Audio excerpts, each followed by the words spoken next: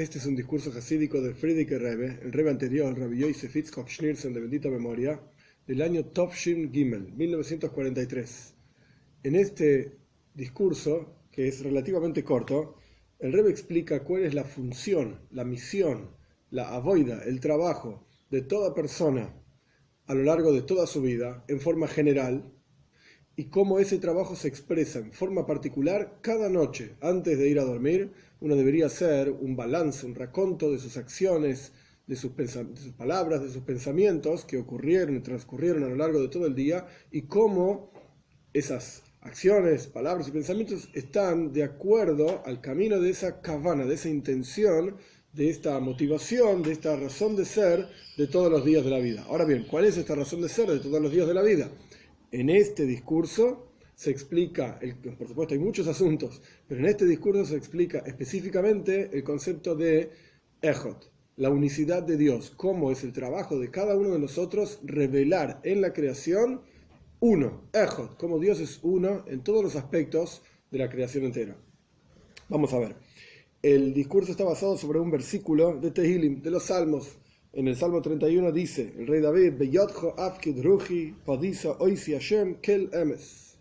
en tus manos encomiendo mi espíritu, me has redimido a mí, Dios, un Señor fiel. Kel emes, un Señor de verdad. Vamos a ver. El Midrash escribe, Rabbi Alexandri dice lo siguiente sobre este versículo. Nuestros sabios dicen, cuando alguien entrega una garantía, un picado, en Biyadjo Afkid, encomiendo mi espíritu, esta palabra Afkid viene de la palabra Picadon. Picadon significa una garantía. Yo le doy a otro una cosa para que la cuide, por ejemplo, como garantía de algo que él me dio, o simplemente le pido a otra persona que me cuide un objeto. Un picadon, así se dice en hebreo. Entonces dice Rabbi Alexandri, cuando una persona le da a otro un picadon, un objeto para cuidar, incluso el objeto nuevo, el objeto se va gastando con el tiempo, es natural, todas las cosas en el mundo, el material que nosotros vivimos, se gastan. Pero, continúan nuestros sabios, una persona que da un objeto a otro, algo nuevo, recibe algo gastado. Yo te di un objeto nuevo para cuidar y pasa una cantidad de tiempo, cuando me vuelve a mí, está gastado. No porque se usó, porque hay un montón de leyes si se puede usar el objeto que uno recibió, ¿no? Etcétera, si es dinero, si es un objeto, qué tipo de objeto, si es un libro, hay diferentes leyes, pero el punto es que se gasta solo. Pero el versículo habla de un tipo de encomienda muy especial, Ruji, mi espíritu. Cuando uno da a otro un espíritu que nosotros damos en manos de Dios, se lo damos al revés, todo gastado y todo débil. A la noche uno se va a dormir y uno está cansado de todo un día de trabajo, arduo, amplio, etc. Entonces uno le da a Dios el espíritu cansado, es un objeto que uno le entrega a Dios, y Dios devuelve a la persona ese mismo objeto fresco, sano, como si fuese nuevo totalmente. Es todo al revés de como es en el mundo. Y como nosotros vemos en la práctica, que una persona que trabaja duro, muy duro durante el día, cuando la persona se va a dormir a la noche está cansado y está, por así decir, quebrantado, y todos sus miembros y sus órganos le duele todo, está totalmente quebrado. Y él entrega, esta persona que se fue a dormir, entrega su espíritu débil y cansado a Dios, bendito sea. Y Dios, bendito sea, le devuelve su espíritu sano, fresco, como si hubiese nacido de nuevo. Y esta es la idea de este versículo en el Salmo: me redimiste a mí, Dios de verdad, o Dios fiel. Cuando entregamos un picado, cuando entregamos el objeto, por así decir, de nuestro espíritu en manos de Dios, es diferente al comportamiento normal, natural, que incluso cuando la cosa es nueva, el comportamiento natural es que se lo devuelven a uno gastado.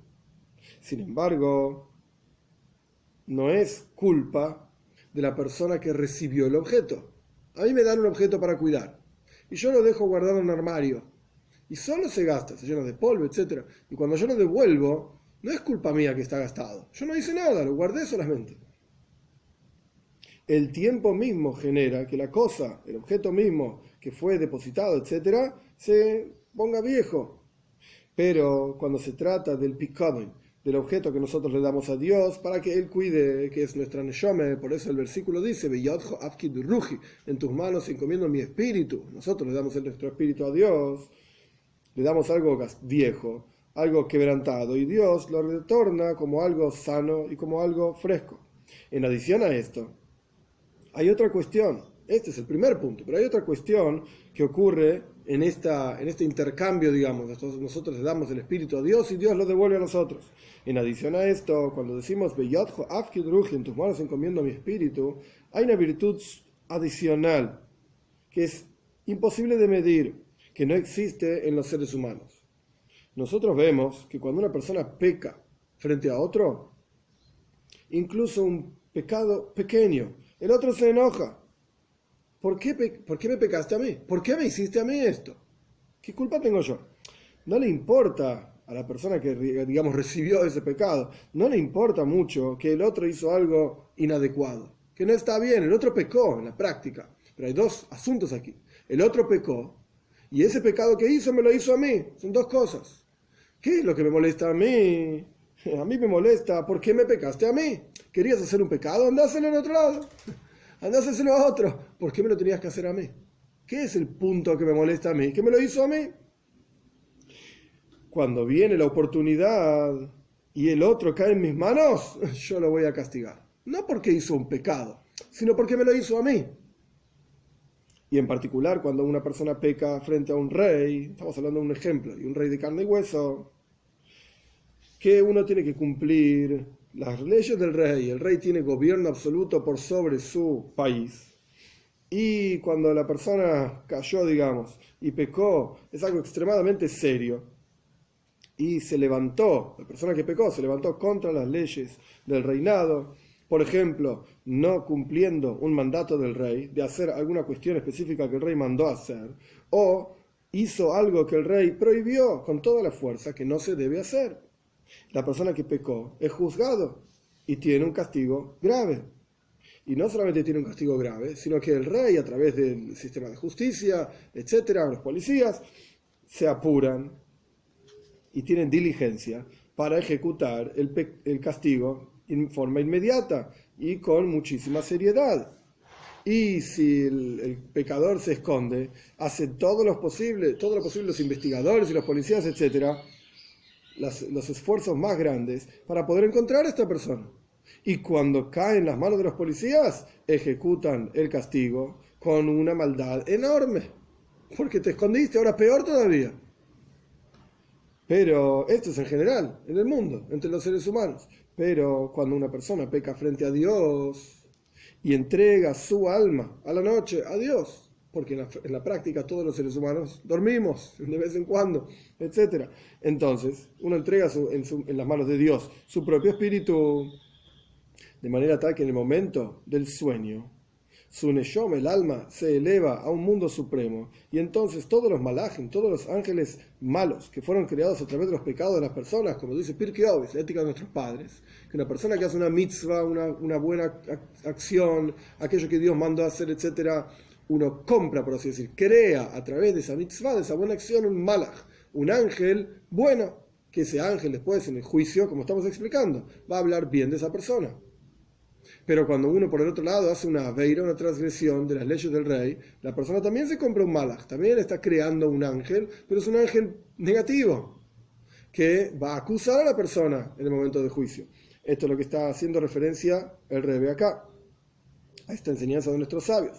Entonces, cuando la persona se va a dormir y entrega su alma a Dios, y el alma sube, entonces todos los ángeles negativos que fueron creados a través de los pecados de la persona, están, por así decir, muy enojados y quieren vengarse de la persona esta y acusan a esta persona. Dicen los malajim, si yo estoy acá, los ángeles, si yo estoy acá es porque esta persona pecó.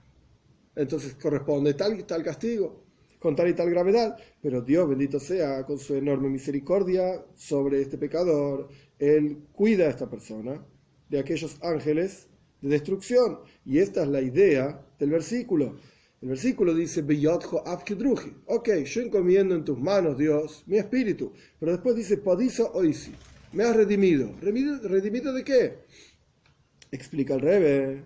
Esta es la idea de la segunda parte del versículo. Padisa oisi, Hashem, me has redimido a mí, Dios, y después dice que él es un Dios fiel de verdad.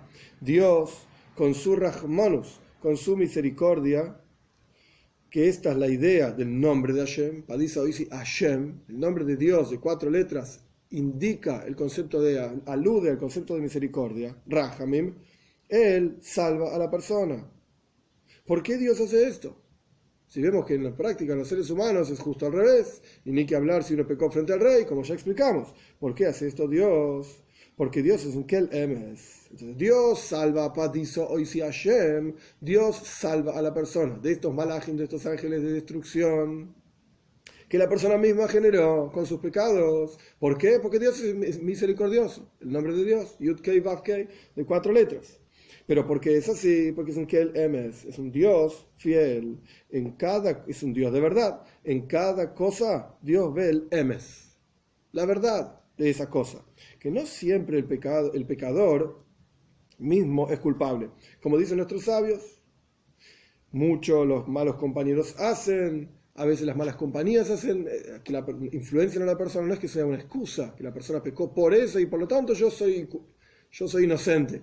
No ese es el punto, pero el punto es que a veces no el 100% de la culpa es de la persona, y esto Dios lo ve y Dios lo sabe.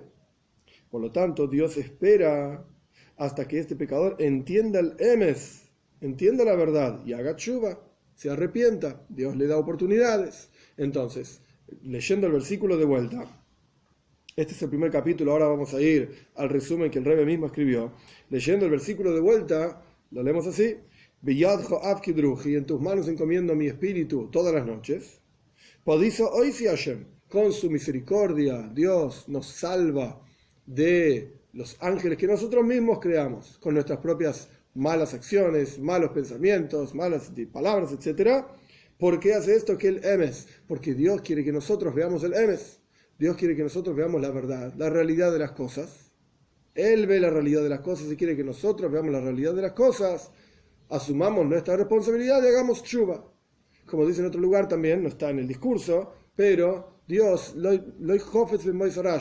quiere la muerte del malvado, Él quiere que haga tshuva. Dios quiere que el malvado se arrepienta y mejore. Kitsur, resumen. Explicamos la idea del versículo Beyadjo Avkidruji, en tus manos encomiendo mi espíritu. Cuando una persona le da a otra un objeto nuevo y bueno para cuidar, etc., hasta que se lo devuelven, ya se puso viejo.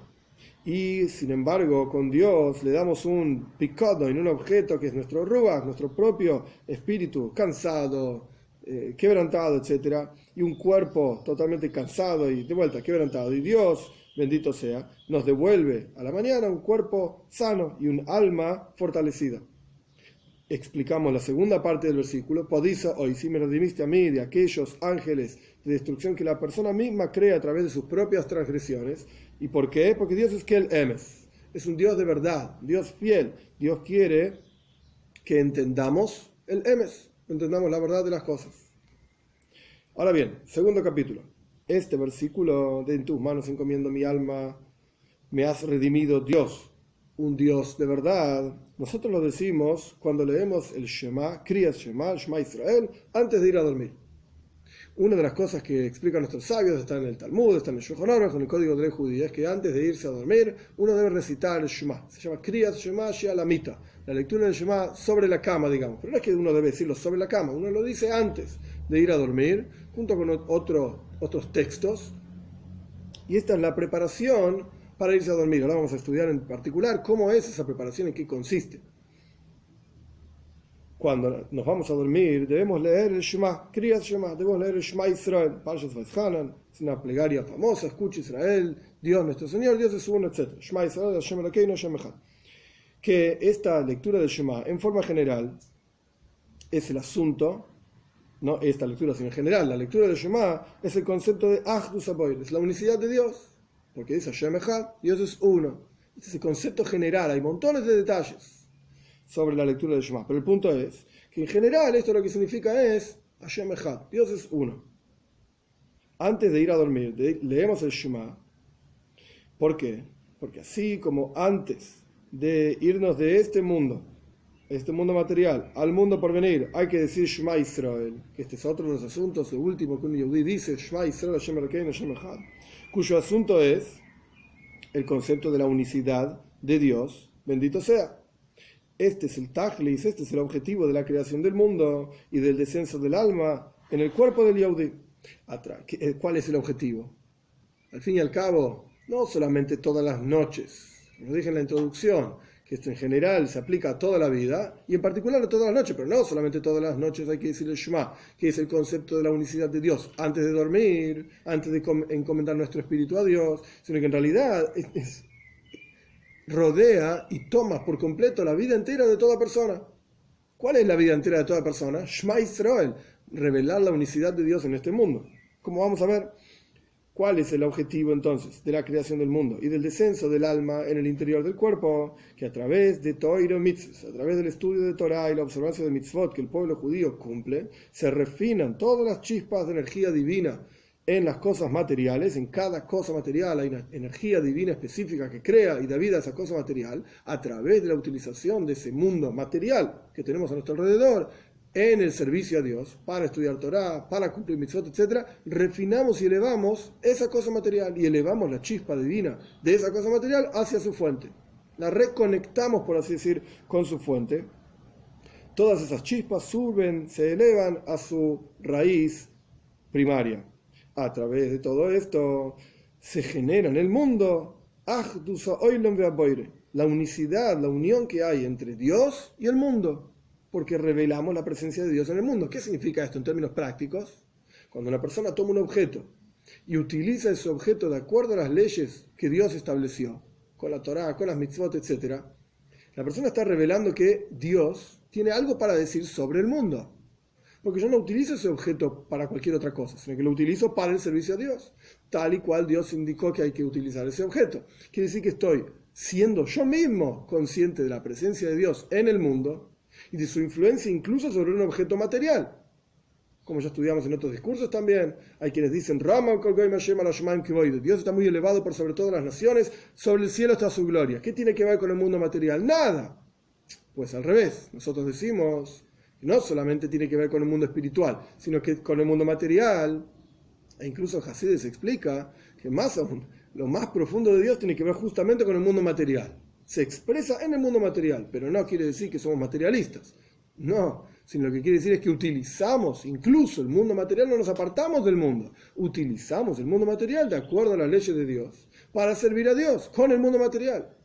A través de este servicio a Dios con el mundo material, de acuerdo a las leyes de la Toira, de vuelta, nosotros ganamos en conciencia de la influencia y la presencia de Dios en el mundo material. Y técnicamente hablando, espiritualmente hablando, hay una energía divina contenida en ese objeto material y esa energía divina retorna a su fuente a través de que nosotros utilizamos ese objeto material en el servicio a Dios.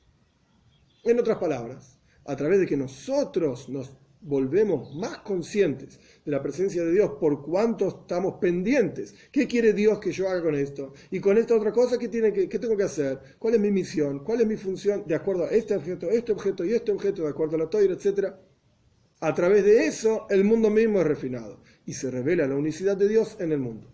Que al fin y al cabo es uno con el mundo. Y al fin y al cabo tiene algo para decir para cada objeto del mundo, para cada cosa. Entonces, volviendo al texto, a través de todo esto, el estudio de Torah, la observancia de mitzvot, etcétera, preceptos, a través de esto se genera la unión de Dios y el mundo. La unión de Dios y la unicidad de Dios en el mundo. Así todos los días, al final del día, leemos el Shema. Es decir, la lectura del Shema es el final del día. Así como es en general en toda la vida, es en particular cada día también. Y por eso está escrito el versículo en Tehilim, en Salmos, Dios formó días y para Él uno en ellos. Esa es la traducción literal del versículo. ¿Qué significa este versículo en el Salmo 139? ¿Qué significa este versículo? Que Dios, bendito sea, creó cada día y se los da al hombre, al ser humano. Le dio un día, 2 días, 3 días, toda tu vida. Toma, tu vida es una colección de días. ¿Para qué? Para que vos en esos días Revel es el Ejod, Revel es la unicidad de Dios en cada uno de esos días, es decir, en las palabras del Rebbe, que con tu servicio a Dios generes el concepto de Achdus, unión, como fue explicado anteriormente, unión de Dios con el mundo, la unicidad de Dios. Porque el Ejod, esta cuestión de Ejad, de uno, de que Dios es uno y que hay que revelarlo en el mundo, etc., esto incluye todo el asunto de Avoida, del servicio a Dios en la vida de la persona. Este Ejod es lo que queda de la vida de la persona en el mundo. Cuando uno se va de acá, etc., ¿qué es lo que quedó acá? Cómo la persona unificó a Dios con el mundo. Por supuesto que la conciencia de la persona, bueno, esto se fue con la neshome, con el alma, el cuerpo no es consciente de tal o cual cosa, está en la tumba, etc. El punto es, ¿cuál es el legado que uno dejó? ¿Qué cambio uno generó en el mundo? Todos aquellos objetos y cuestiones, personas que uno influenció, etc., en donde reveló el Ejod, en donde trajo la unicidad de Dios al mundo. Esto es lo que queda después de que la persona falleció. Y esto es lo que significa el versículo. Volviendo un poco para atrás. Dios te creó días y te los entregó, te los dio. Vos vas a vivir tanto tiempo. Veloy. Y tu función en esos días, ¿cuál es? Ejod bohem. Tenés que traer a Dios al uno en esos días. En el mundo, de acuerdo a los días que Dios te dio. Esa es tu función. Y eso es lo que va a quedar. Continuando con el versículo. Y por eso decimos en el rezo Ezra Sabaiseinos, el rezo que se dice después de la lectura de Shema a la mañana, es una bendición que se dice después de la lectura de Shema, etc. Dice ahí, recordamos cómo Dios cubrió el agua sobre sus enemigos. Está hablando de la salida del pueblo judío de Egipto, como Dios hundió a los egipcios en el mar después de que el pueblo judío pasó por el mar, etc. Cubrió entonces el agua a sus enemigos, aquellos que los oprimían. Ejod mehem lo inoisen. Ni uno de ellos quedó. Así dice el versículo. No es un versículo, quiero decir, así dice la plegaria. Ni uno de ellos quedó. Ejod mehem lo inoisen. Acabamos de explicar qué es lo que la persona deja en el mundo. Ejod. Pero en el caso de los enemigos del pueblo judío en el momento de la salida de Egipto, etc., Ejod mehem, uno de ellos, o sea, no una persona de ellos. La traducción literal es que no quedó ni uno, murieron todos. Pero la traducción un poco más profunda, hasídica, es Ejod mehem, cada una de esas personas no dejó, no dejó un Ejod en el mundo. No dejó nada en el mundo, en este sentido, de la función de cada uno de nosotros de dejar un Ejod, un uno, digamos, la unicidad de Dios y conciencia de Dios en el mundo. Es decir, que los egipcios murieron y las aguas los cubrieron. Ellos se hundieron, pero el Ejod, ni siquiera ni Ejod quedó de ellos. Ni uno quedó de ellos. Para separar entre los egipcios en aquel momento que fueron opresores del pueblo judío, etc., y hoy en día un Yehudí, cuando la persona pasa de este mundo al mundo por venir, deja tras de él Ejod. ¿Qué significa? Todo el esfuerzo que hizo a lo largo de su vida en el estudio de Torah y la observancia de mitzvot. Esto es lo que la persona deja. Este es el verdadero legado de la persona. Incluso el Talmud se pregunta, ¿cuáles son los frutos de un ser humano? Está escrito, el hombre es un árbol del campo. ¿Okay? Así como los árboles tienen frutos, el ser humano tiene frutos. Y pregunta el Talmud, ¿cuáles son los frutos? ¿Son los hijos? ¿Es el dinero? ¿Cuál es el fruto de la persona? Y el Talmud concluye, mitzvot. Los frutos de la persona son las mitzvot que la persona hace. Esto es lo que dejamos, por así decir, en el mundo. En las palabras que dijimos antes, la conciencia para uno mismo, que esto se va con la neshama, como yo dije, y en el mundo, el nivel de refinamiento que logramos en el mundo, del mundo material, la unicidad de Dios, la unión de Dios con el mundo material, esto es lo que dejamos. En el caso de los egipcios, Ejod mehem lo inoisen. Entonces, ni uno de ellos quedó. No quedó nada de ellos en términos de lo que ellos generaron de unión de Dios con el mundo. Porque no lo hicieron. No les interesaba, etc. Continuando con el texto, la lectura del Shema antes de ir a dormir, en forma general, su asunto es Achdus. Ya dijimos, la unión de Dios, la unicidad de Dios, que nosotros decimos al final del día. Y en particular la lectura del Shema en la cama, su asunto es la avoida, el trabajo de Heshbon HaNefesh, el balance que uno tiene que hacer con su propia vida y su propio alma, en qué y cómo pasó todo el día. Hay diferentes niveles de diferentes personas, de diferentes tipos, que cada uno de ellos tiene que hacer un Heshbon Nefesh, un balance de su vida y de su día en particular, de una forma diferente, de acuerdo a sus cualidades. Hay Heshbon Nefesh, existe el balance de un Yehudi Pashut, simple. Una persona que trabaja, o un trabajador del campo, o un negociante, un comerciante, etc. Él se levanta a la mañana muy temprano y se apura a rezar solo, no va al minyan, no va al rezo con un quórum de 10 personas, etc. Y no siempre se levanta a la mañana temprano para decir salmos y para rezar en la congregación. Hoy no dijo salmos y tampoco, ni siquiera lo dijo solo en su casa y se apuró mucho en el rezo y tiene que salir a su trabajo. Esto es lo que hace la persona. Este es un tipo de persona. Pasó todo el día hasta la noche, tarde, y estaba tan ocupado todo el día que no rezó Minje, no rezó el rezo de la tarde, y el rezo de la noche en la sinagoga, no, tampoco, y no escuchó la clase de Torah de Ein Yaakov. Ein Yaakov significa las historias, las Agadot del Talmud, que se solían enseñar en las sinagogas entre Minje y Ma'ariv, entre el rezo de la tarde y el rezo de la noche.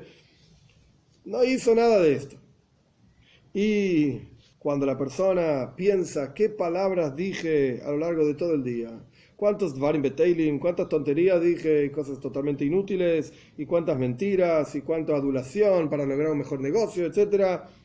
¿Y qué salió de todo esto? Por estas palabras que dijo, no rezó en la congregación y no fijó momentos para estudio de Toira, y la persona se arrepiente, piensa durante toda la noche, antes de irse a dormir, piensa, ay, ve, ¿en qué pasé el día? ¿Qué estuve haciendo hoy?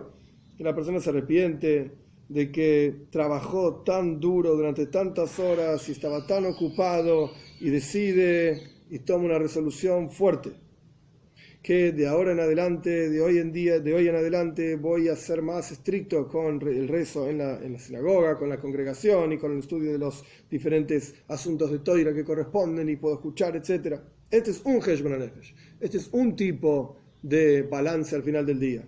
La persona que estuvo extremadamente ocupada. Hay otro tipo de balance, Heshbon Nefesh, de aquellas personas que trabajan y que tienen grandes ocupaciones, Balasakim Gdoilim, grandes jefes y líderes de empresas, etc. Cuando ellos meditan al final del día de ellos, ¿en qué pasó el día de hoy? En Dvarim Beteilim, en tonterías, en Leitzonus, en burlas, que vienen de gaiva, de soberbia, de orgullo, y buscan honor y gloria y multiplicar sus inversiones, etcétera, etcétera. Y sobre todas estas cosas, dice Mishlei, Ashir y Ane Azus, el rico siempre responde con arrogancia, con soberbia, y desprecia a las personas que estudian Toira, a los temerosos de Dios, y se olvida de lo que está escrito. Oisher Shamul de Bailav de Ra'osoy, existe el concepto en Koyeles, existe el concepto de que la riqueza está guardada para su dueño, para su propio mal, porque esa riqueza misma los llevó a alejarse del camino de Toiro Mitzvahs. Este es otro Heshbon Nefesh, este es otro balance que una persona puede hacer. Y también existe el balance de Gdoile a Toira, de los grandes de la Toira, que estudian Toira, etc.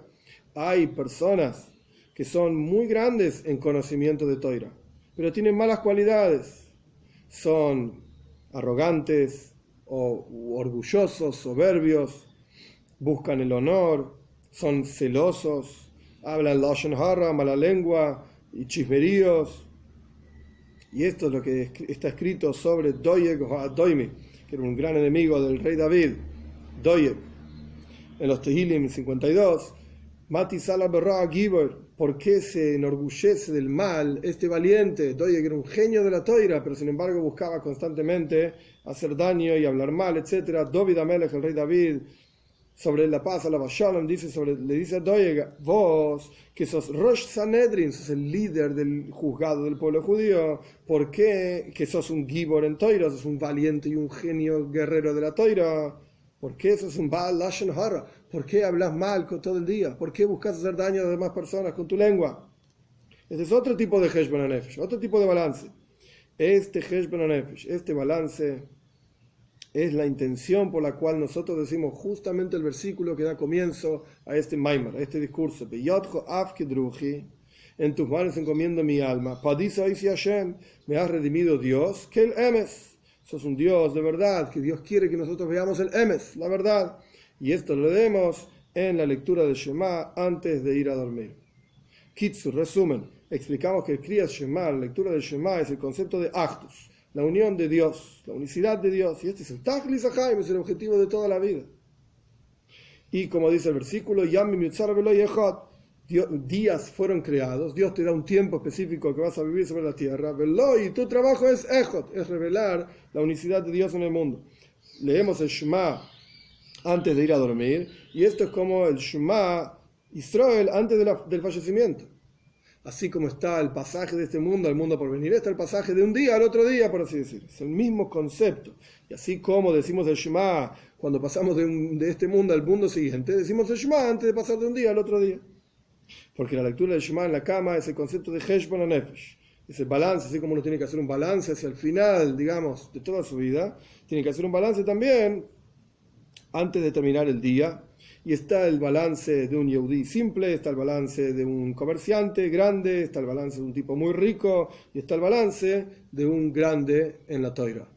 Que Hashem nos dé el mérito de todas las noches poder decir el Shema y poder realmente hacer este balance, como se dice en el Talmud, Daito de Nafshe, realmente de acuerdo a las cualidades y capacidades de cada uno. Y esto le permite a la persona no solamente entregar su espíritu a Dios, etcétera, como corresponde, sino que le permite a la persona también enfocarse y no salirse del camino que tiene que ir, que es el camino de Toiro y Mitzvos.